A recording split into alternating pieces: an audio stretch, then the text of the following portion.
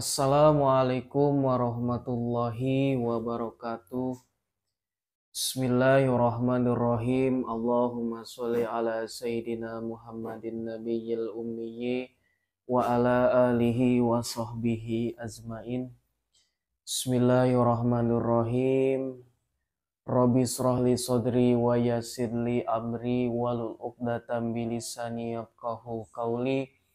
Subhanaka la ilma lana illa ma'alamtana innaka antal alimul hakim. Shadaqallahul adzim. Amin ya rabbal alamin. Alhamdulillah, pada kesempatan kali ini kita bisa bertemu lagi di channelnya Spiritual Gagak Runcang, yang mana di channelnya Spiritual Gagak Runcang ini selalu berbagi pengetahuan dan edukasi tentang pembelajaran ilmu hikmah, baik itu metafisika, dan berbagi tentang metode-metode gaib yang sudah ada sejak dahulu, yang alhamdulillah saya bisa membagikan lagi kepada kalian, dan semoga kita bisa melestarikan keilmuan-keilmuan dari budaya kita ini dan bisa bermanfaat untuk kita dan untuk orang lain. Amin ya rabbal alamin. Alhamdulillah, pada kesempatan kali ini saya akan membahas secuil pengetahuan tentang apa itu ilmu hikmah dan bagaimana cara mempelajari ilmu hikmah tersebut. Kewajiban menuntut ilmu diperuntukkan bagi setiap muslim atau bagi setiap umat manusia, sebab ilmu akan memudahkan segala urusan dalam kehidupan kita sehari-hari, yang disebut ilmu hikmah atau pengetahuan. Baik ilmu akademis maupun ilmu agama, keduanya sama-sama penting bagi kita semua. Bahkan Rasulullah mewajibkan umatnya untuk menuntut ilmu.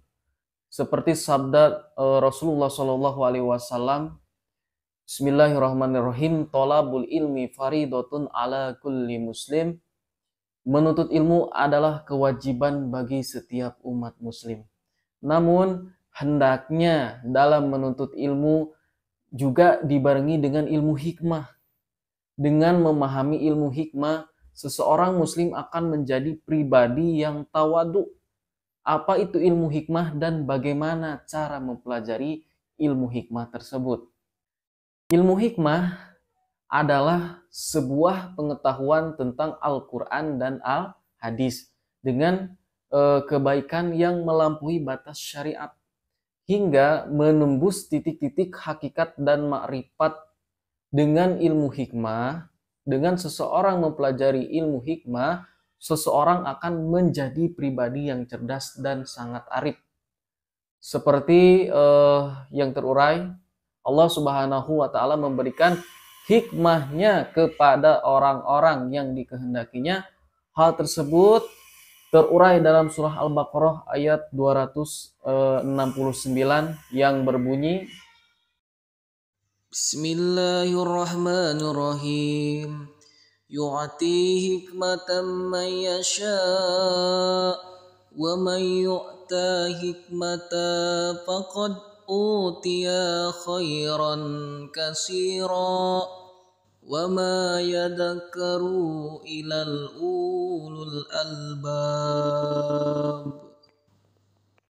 Yang artinya Allah menganugerahkan al-hikmah, kepahaman yang dalam tentang Al-Quran dan Al-Sunnah kepada siapa saja yang dikehendakinya, dan barang siapa yang dianugerahi sebuah hikmah atau sebuah ilmu pengetahuan, ia benar-benar telah dianugerahi karunia yang banyak, dan hanya orang-orang yang berakalah yang dapat mengambil pelajaran dari firman Allah tersebut. Hendaknya setiap muslim mempelajari ilmu hikmah, sebab banyak hal dalam hidup ini menjadi berantakan dan salah kaprah karena manusia kehilangan sebuah hikmah atau pengetahuan tentang dirinya sendiri, tentang bagaimana caranya kita menuju ke Tuhan kita, yaitu Allah Subhanahu wa Ta'ala. Karena kita belajar ilmu hikmah ini, tentunya bagaimana caranya kita mendekatkan diri kita kepada Tuhan kita, Allah Subhanahu wa Ta'ala. Dan bagaimana cara mempelajari ilmu hikmah tersebut? Hanya ada satu cara untuk mempelajari ilmu hikmah, yaitu melalui transfer ilmu dari seorang guru. Transfer ilmu yang dimaksud ini adalah mempelajari ilmu hikmah dari ahlinya, dari seorang mursyid atau dari seorang guru yang emang benar-benar mumpuni dalam bidang tersebut. Dengan kita mengandalkan semua indera yang ada di dalam diri kita. Cara ini yang dilakukan para sahabat terhadap Rasulullah SAW ketika Rasulullah SAW menyampaikan ilmu kepada sahabat. Beliau sampaikan melalui lisan dalam bentuk sabda dan praktek yang bisa dilihat oleh para sahabat-sahabat Nabi.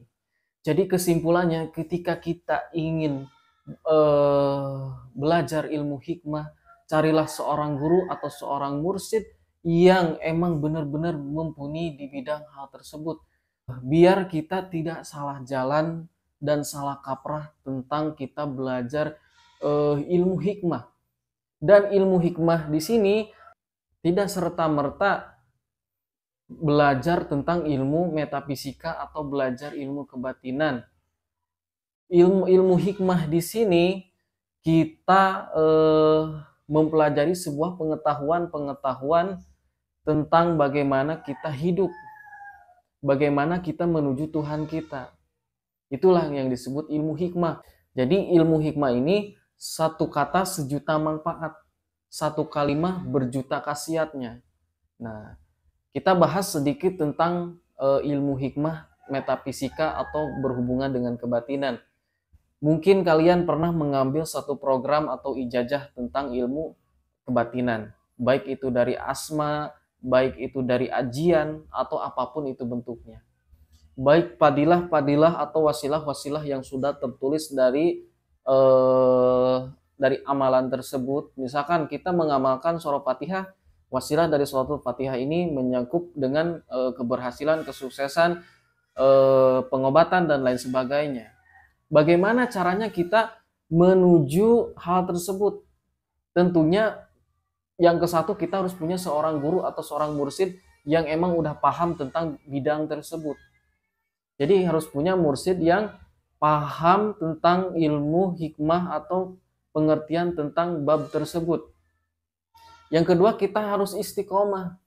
Istiqomah mengamalkan apa yang sudah diijazahkan oleh seorang guru.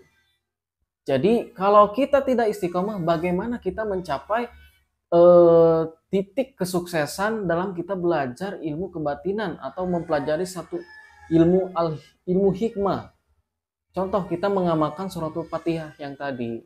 Jadi kita harus benar-benar bisa istiqomah mengamalkan biar kita menuju titik puncak daripada keilmuan yang menjadi wasilah daripada surah Fatihah tersebut.